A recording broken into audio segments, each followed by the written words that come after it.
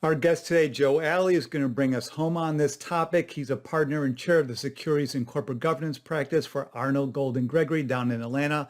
I'm Brock Romanek, today on Zippy Point.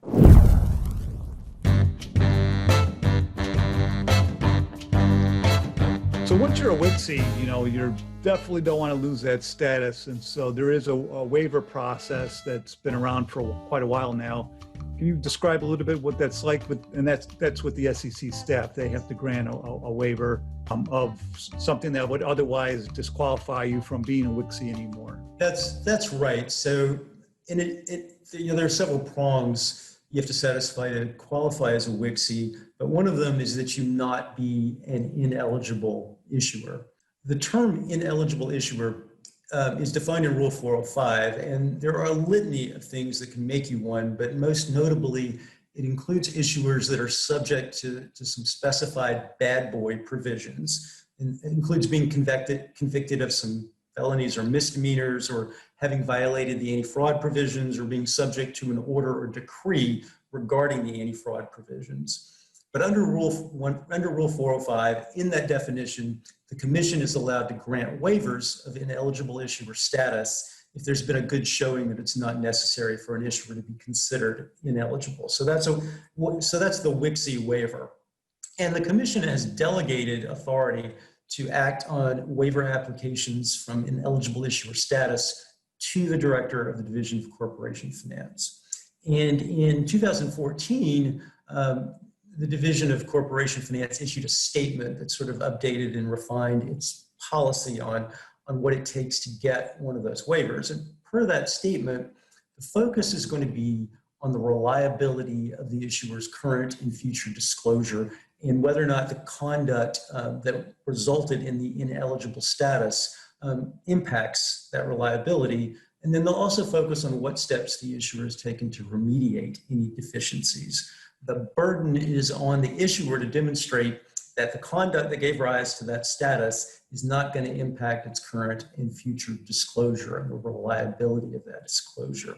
And if there's been a criminal or a cyanar-based violation, then the issuer's burden is going to be significantly greater. And the Division of Corporation Finance basically laid out three categories that should be addressed when you're applying for this waiver. First, who's responsible for and what was the duration of the misconduct? Specifically, if senior personnel were involved or aware, or if there were red flags that they should have noticed. And then what was the duration? Was it over a number of years, or was it just an isolated instance? So if you've got bad conduct that was an isolated instance and not known or disregarded by senior personnel, then it'd be more likely that this factor would weigh in favor of granting a waiver. The next factor is what remedial steps were taken. So they're going to look at whether or not there were key changes to the personnel involved, and also whether or not there were steps or training taken to improve internal controls and disclosure controls and procedures. So the focus would be to look for actions that would support a conclusion that despite the past violations, the issuer's disclosure going forward is going to be more reliable than it was in the past. And then the third factor is the impact if the waiver request is denied. So the staff generally does not entertain or grant a waiver based solely on a hypothetical benefit or impact. So the issuer will need to show exactly what negative things will occur if they're not granted the waiver.